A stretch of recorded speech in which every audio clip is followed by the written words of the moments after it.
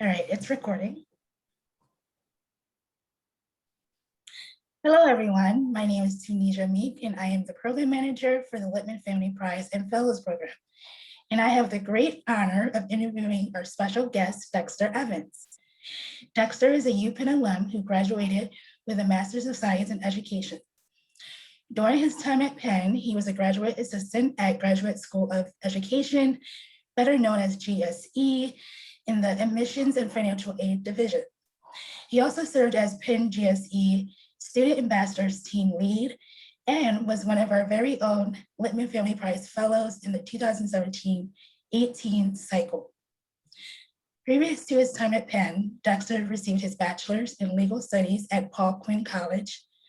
Professionally, he has had a steady career being a nutrition care specialist at the U.S. Army Reserve, graduate research assistant at Cheyney University, associate dean and executive director at Paul Quinn College, and now in his current role as executive director for the Friends of Barack Obama Male Leadership Academy. I can go on and on and on about this man's career and background, but I want to make sure that we have time for questions. So without further ado, please join me in welcoming Dexter Evans. Dexter, thank you so much for joining us today. Thanks for having me, T. It's good to be here. Hey to all my Penn folks, miss you guys, miss Philly, miss the East Coast, miss not the cold. I'm down here in Fort Worth, Texas, so I'm great. Cool, cool.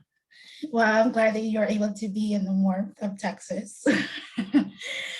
So in my intro, I said a lot about your career. So my first question to you is, are you surprised that your career has taken this route, or does it align with what you've always wanted to do growing up? Yeah, that's a good question. I think that, well, I'll say this. I think that I'm pretty aligned with where I've always been. I had my first job at 12 years old as a youth leader in an after-school program. And in my eyes, that was an educator, right? I was mentoring and building up the next generation that was after me, even though I was 12 years old making a $50 stipend every 2 weeks just so I could buy Jordans. I mean, everything that I've done in my career has been surrounded around nonprofit work. So that after school program, volunteer organizations that I've led and been a part of, political organizations that I invest in, and higher education, and working at Paul Quinn and working at Cheyney and UPenn, and now fundraising full time. I mean, I think the only surprise that I've had is that it's all happened so fast. With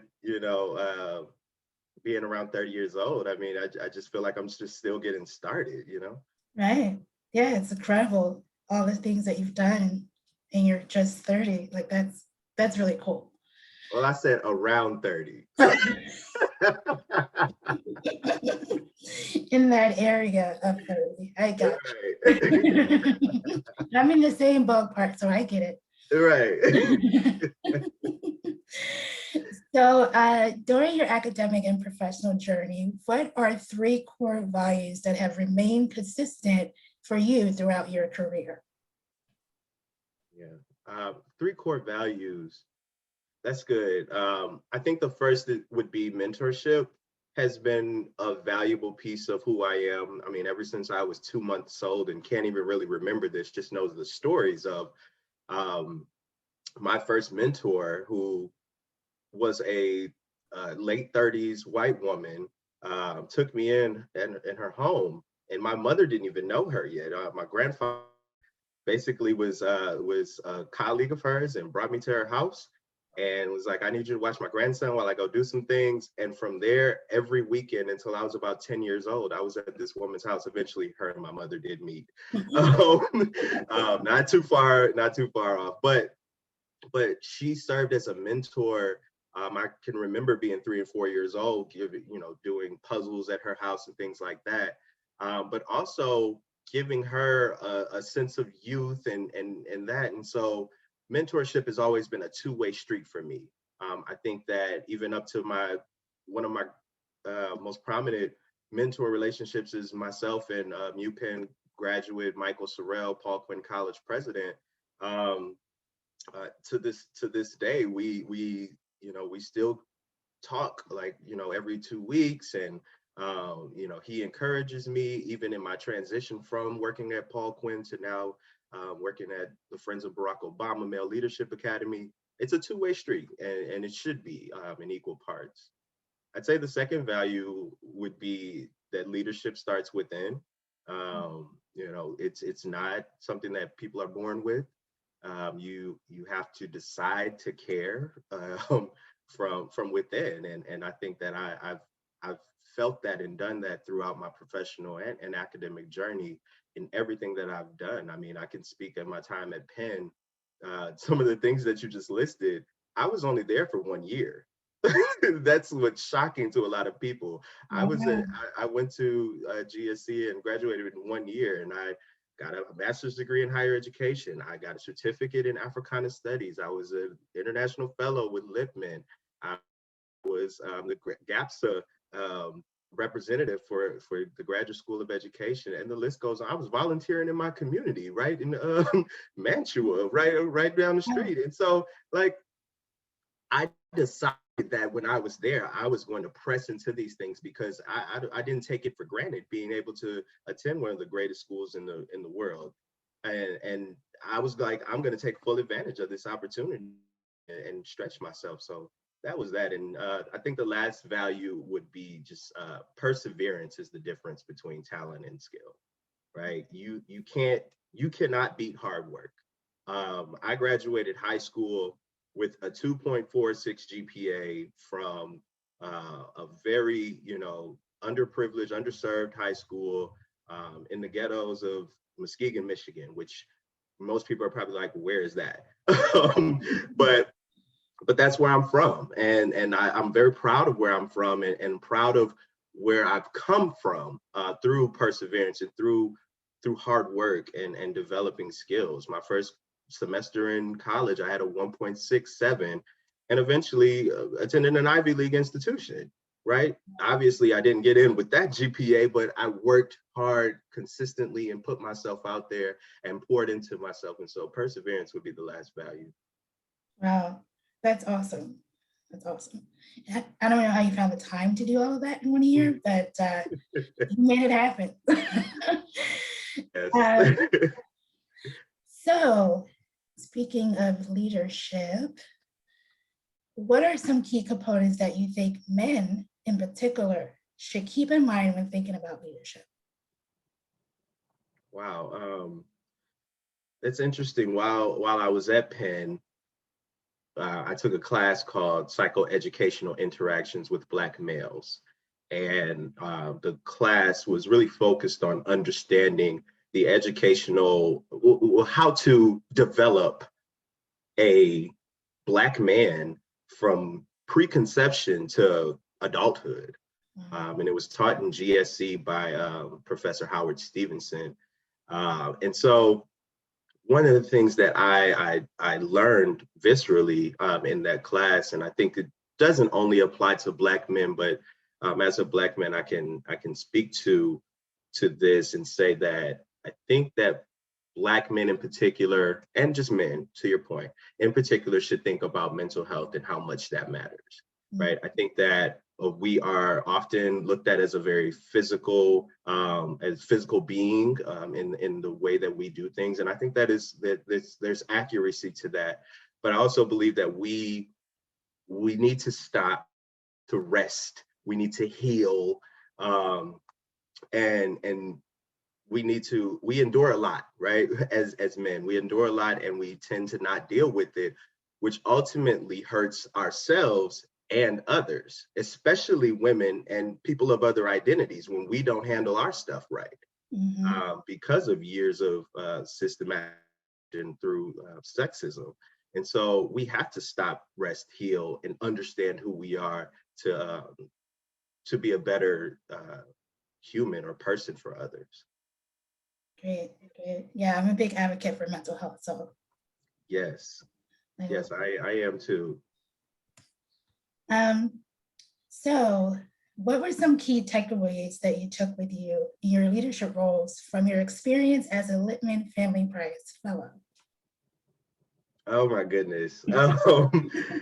Being a Lipman Fellow is literally the highlight of my Penn experience. And a lot of people are surprised because of so many things that I've done at Penn. That was where I built my community. Like I had friends obviously in my program in higher education and in the Africana studies side of the house, but my Lipman fam was my team. And I say why, because it was probably one of the most diverse groups of people I had ever been around, you know, and really we poured into each other and the program poured into us. Um, Wow. There was 16 of us, all from the G12. And uh, you know, I say this with, you know, with no malice intended. There was not one white man in my cohort. Hmm. And so that tells you, and it speaks to the diversity of and intentionality of the Littman program and its cause. Mhm. Um, and so, no disrespect to the white guys. I got some good white guy friends, you know, plenty of them at Penn. So, but yeah, one thing that I would say that I learned a lot during that time was I was elected to be on the executive committee for our cycle for the Family Prize, and delegation was the main key that I had to focus on. It's something that leaders often take for granted, and people will help. And that's what I had to realize, is that we had some rock stars on our team and they will help. I just had to ask. And I had to get through that, you know, trying to hold it all and be the strong guy for the team and really pour myself in and really just step back and ask for help. And my teammates were the ones, my fellows were the ones that said, you need to ask for help. Um, the other thing that I would say that I did was I went all in, right? And I would say that I think that's important for people to note and remember, is to, when you sign up for something, especially for a cause that's greater than yourself, be present and go all the way in. You know, give it your all. And that's something that my teammates really told me that stuck out to them about me, was that I really gave it my all and wanted the best for our grantees and all of that. And so, so yeah, those two things, you know, be able to ask for help and give it your all. Sounds like two great key pieces of advice, for sure. Um, so I wanted to dive into your current role a little bit. So the mission of the Friends of Barack Obama Male Leadership Academy is to empower endangered young men in order to develop leaders and role models in the community. As the newly selected executive director, what do you hope to instill in these young men that you work with on their leadership journey? Yeah. You know, this is at this point in my life a culmination of everything that I've been through, as we kind of walk through this journey in this interview, um, even to the point where a lot of what I studied at Penn focused on educating Black and brown boys, and now I'm in this space where it's my duty to invest in them. And specifically, I reach out to funders and foundations, corporate sponsors, individual donors who want to understand how to better serve Black and brown boys in the southern sector of Dallas, which has historically been oppressed. And so I have the pleasure of telling these young men's stories to these funders and to these friends who want to be a part of their journey. And I love it because I get to reflect on my own journey and where I've been, and get to kind of highlight and see the sorts of things that excite me as a youth and watch their eyes light up as we go on a journey with them. And so I try to, one of the main things that I try to instill in these young men is that goals are attainable when you have a plan, right? A lot of what I do, like I said, is I provide grants for our young men to have student enrichment and exposure across the world, not just Dallas, not just the state, the world. These young men are doing things that I could only imagine doing in 10th grade, going to Australia, going to Japan to volunteer, and all of these national conferences, and they're just being poured into through this foundation that we run. And so when they understand that and they make a goal of what it is they want to be or what it is that they want to do, they're able to come to us and request the funds that they need. And 9 times out of 10, they're going to be funded, and they get to have this life-changing experience and come back, and their parents are like, I just watched my son, my little boy, become a man over a summer. It's just amazing to watch, or over a school year, because of the way that we pour into the school through our funds. And so the main one thing to note about this school is that it's a public school. This is a part of Dallas Independent School District. This isn't a private school. But what we do focus on, and what we say, is that our students are getting private school education at a public school price, right? And so yeah, these are the young men that you're investing in. Young men who, when I tell my story, and I love to share my story with them and with others, because ultimately I'm telling them, anyone who's listening, is that you get inspired by my story, please look at my young men, because these are the young men that you are truly investing in, and eventually, hopefully, are like me or better. And so yeah, I appreciate you asking about my guys, and there's so much more that I could say about them, but I'm gonna leave it right there. Okay. I can tell that there's like a special place in your heart for these men just by looking at you. And that's how I feel about the fellows. So I totally get that feeling for sure. So that's our interview. Thank you so much again for joining us and for answering these questions so thoughtfully and with great attention. Really appreciate your taking this time to talk to me today, and other people on the Lipman letter and beyond will be able to hear this very important messages that you brought in today. So thank you. Thank you so much. And I want to give a special shout out to Umi.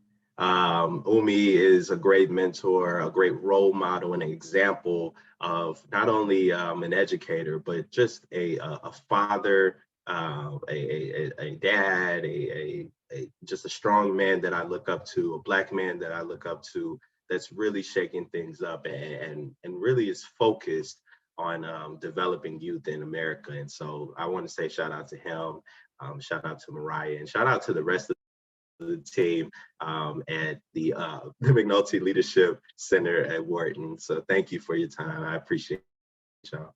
No problem. Thank you. And I hope you have a great Friday. Thank you.